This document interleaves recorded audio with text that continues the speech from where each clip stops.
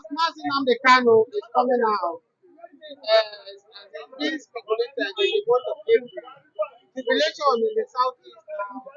As we speak now, Nnamdi Kanu is getting different endorsements from different tribes. I used to say on this channel that Nnamdi Kanu is fighting for not only Biafra, he's fighting for Yoruba, he's fighting for Middle Belt, he's fighting for everyone in Nigeria because if you look at his past video that is trending, now everything he has talked about the Fulani headmen is what is happening right now. Do you think that Bola Ahmed Tinubu will eventually release Martin? Let me quickly start by saying that this is not the first time Nnamdi Kanu will be getting a possible judgment from the court. We are seeing a court of appeal in Nigeria ruling that Nnamdi Kanu was extraordinary rendition for care to Nigeria as such is illegal unconditional. One would have expected that the Nigerian government ought not to appeal that case, that as we have it, the Nigerian government appeal that case, and the case has since been reassigned to another judge after the case has been instructed to go and start afresh. The way it is, now Ghana himself has made it very clear that come April he is going to have his freedom. And he made this disclosure when the leader of Igbo community in Abuja paid him a visit. It will look like a solidarity visit. Now let me quickly say that Nnamdi Kanu is an international figure, somebody that knows his onion. Hence, he has been following the trend of things. I think for him to come out to say this, I think he must have arrived at the conclusion that with the look of things, following his going by his experience, that he's already seeing light at the end of the tunnel. The content of it, what Nnamdi Kanu stands for is self-determination. He stands for even referendum. And even said this to say that this man is focused. So that this man knows what he's talking about. He even echoed the referendum recently. And personally, I'm saying that there's nothing wrong about referendum. There's nothing wrong about self-determination because all these are instruments contained in the constitution that is legal. It is not abnormal for you to say, I want to succeed.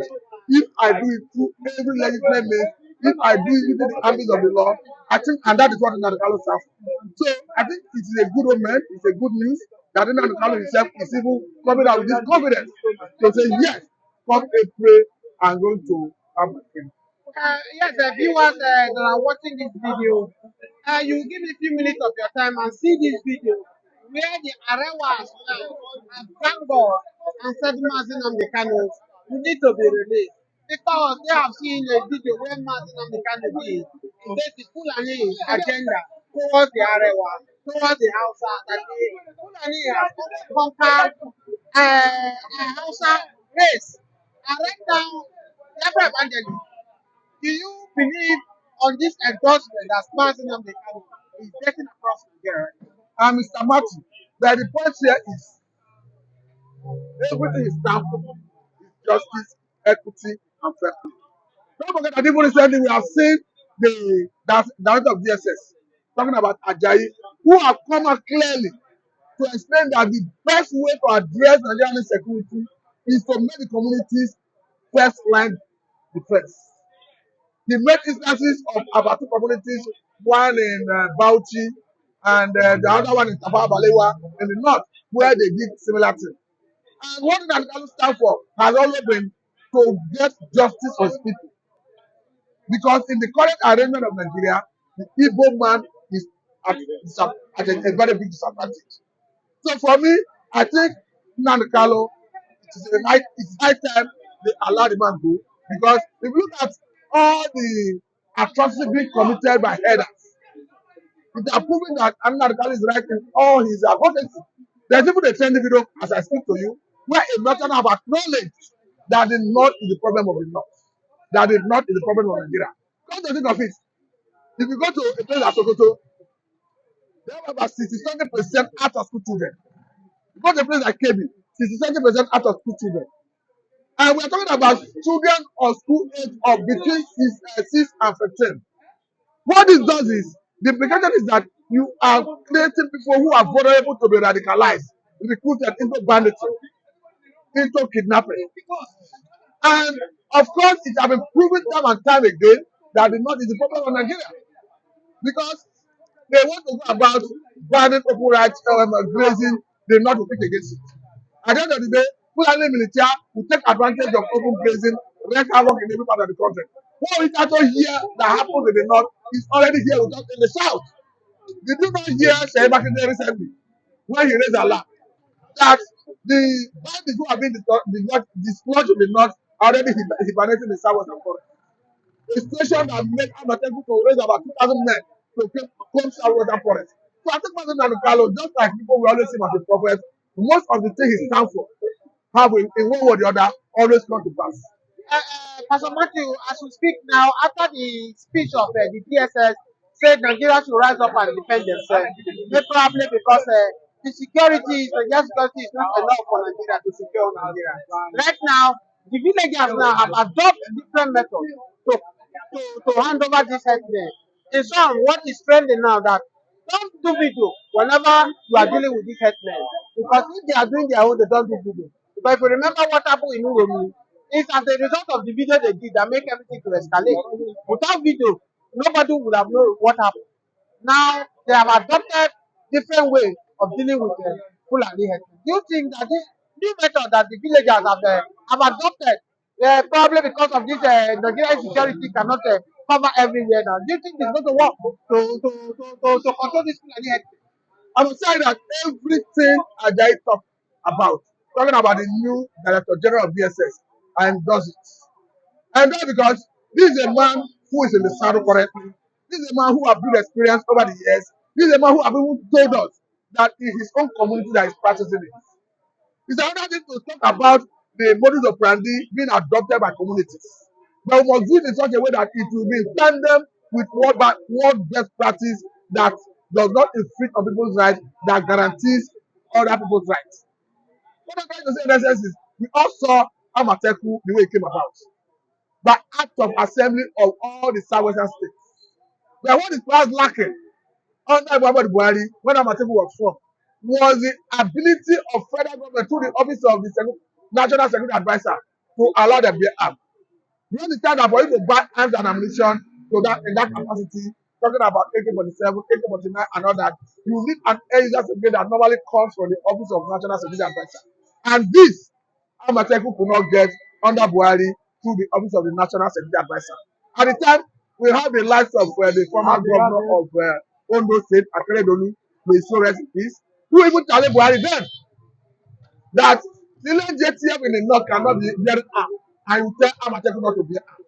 What about advocating is simple. Hence, we are saying that this is a challenge. We are saying that there is a solution. There is a way out. The director of DSS have made it very clear in that speech. He even challenged those who are influential in the society. But I say by the time we leave here, approach us with your template. Let us energize. Let us cooperate and find a way out of it. So what I'm saying in essence is, it is high time all the state houses of assembly across all the federation start thinking out of the box and coming about with legislation that will empower the state government to form a similar group like Amateku. I haven't done that. All the states across must synergize and interface with federal government for purpose of meeting the standard to arm those security architecture at that level. You are wanting the setting, even if you come about Amateku, without building capacity to the level of combating crime at that stage, all the effort will be a waste. So even if you have a security arrangement at that level, you must be able to build capacity in terms of the arms and ammunition to combat it. I understand the fear of federal government. You may think it's a genuine one anyway. Their fear is that people at that level may abuse the power of having security agencies that they are. Maybe because of secession. It may be a genuine fear anyway, but you don't throw away the baby with the bathwater. You don't say because of fear or some people abusing the power that you now jettison the idea of having the security arrangement at the state level. As you have it, state governors go by the name of governor and chief executive officer of their respective states. But as we speak, they do not parade any security power. So when there's a security breach, we cannot turn around to start blaming the governors where they do not have any security power. The whole security power lies in the office of the Mr. President, who go by the name of the president and the commander of the armed forces. So if you want the government to share some level of blame, you must give them some level of responsibility to parade in terms of security. So I'm of the view that the way it stands, let us reject as a architecture. In such a way that the government that goes by the name of the governor and the chief executive of the state will parade some level of security power. I understand that Donald Jack, as a governor of Plateau State then, said that even as a governor, he don't command the flag. And this is not far-fetched. With all the security arrangement in Nigeria, is it the police, the army, the DSS, the National Intelligence Agency, name it. They are all answerable to the National Security Advisor, who is now report to the president. And all crime is local. So if you must address any crime, you must address it through the local point of view. And if you look at the statement that came from Ajayi, the Director General of DSS, he made it very clear that the reason those communities were able to repel invaders was because they knew the terrain better than the invaders. So we must come back to that level where we now have the communities as first line charge of defense. And to get to that level, I must tell you that issue of solving technical challenges is a mirage. Now, let me take you to Southeast. Now, you talk about Timetable. You remind me about the security challenges in Southeast. And there is speculation online now that Alex Oti, the governor of Abia State, reportedly tried to engage the ESN to curb this security challenge of this Fulani herdsmen in Southeast, knowing that the Zubiago and the other security outfits that have been recognized by the Southeast government are not functioning well. They are using it for their political purpose. What do you think? Do you think it could be this is the best group for Alex to put security challenge in Southeast? Whatever happens at the level of the state government, if you must engage any group, whether in form of whether in form of vigilante, you must have a way of controlling the arms and ammunition that is at their disposal. Because we are seeing even in this country where individual or group will arm people for purpose of electionary campaign. After the election, if you fail to remove the gun from their hands, they will become another terror in the society. So even if the government is trying to leverage on ESM or whatever group, it must be through a act of assembly of the states. And rather than that, the government will have a way of controlling the arms and ammunition that is at their disposal. Because otherwise, if you allow them parade some level of arms and it's not being controlled, it's going to it's going to turn around to be counterproductive. At the end of the day, you don't give a man a gun because once you give a man a gun, that man has been empowered. If that man is not responsible to carry it the way he's supposed to carry it, it becomes counterproductive. So if the government decides to leverage on that structure on ground, he must have a way of controlling the arms and ammunition that is at their disposal. As a political analyst that I know you for, you have been doing your analysis and your analysis has been going viral. Let me ask you this question about what Nancy Wike said in Abuja, that he's still in PDP, but he will do all his possible best in 2027 to deliver River State to APC and Abuja. What do you think about this statement of Nancy Wike? Personally, I do not consider Yes Wike as a PDP member. Because the way it is, we have someone who, during the election of 2020, worked against his candidates. We understand that Alhaji Atiku Abubakar was candidate of PDP in 2023 presidential election.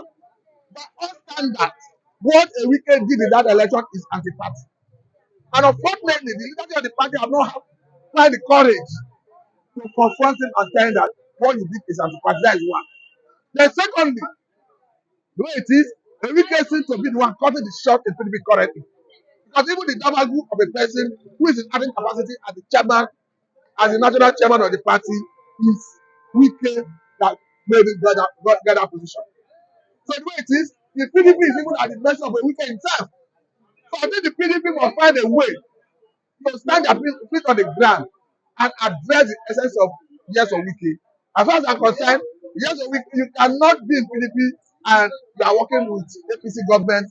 But on standard, before a Wike got the appointment as a minister, he claimed that PDP gave him the endorsement. You begin to ask, if PDP were truly responsible party, I mean the leadership, will they endorse him to go and serve in the government of opposition and a situation where the interest of the party is being destroyed? Sorry for cutting you short, Pastor Matthew. As President Bola Ahmed Tinubu told Nigerians that he threatened to Wike that if Wike is not ready to bid for his will, that he will not have any option to sanction him. And could it be the reason why Wike is doing everything to favor Bola Ahmed Tinubu? Well, let me ask you this question. Is it that the leadership structure of PDP is now in the hand of Wike, the board of trustee of PDP, or the what will I call them? None of them have power to sanction Wike the way things are going. I was saying that almost everything the Wike does now is to prove to Tinubu that he is his loyalist. Look at when the 27 lawmakers in Rivers State, loyal to him, defected from PDP to APC. I think it was a clear signal to prove to the president himself that yes, I'm loyal to you. Look at my boys. They're already jumping from PDP to APC. I think it's a clear thing. Even this year, we saw a Wike that revoked the land license where PDP have their secretariat. I think all of this is trying to prove to the president that I am not working for PDP. I am 100% loyal to you. However I look at it, I think what Enrique is doing is trying to destroy PDP because as far as it stands today, Enrique is already well positioned in APC and in this government. Because I've seen instances where the president would tell Enrique that he's performing.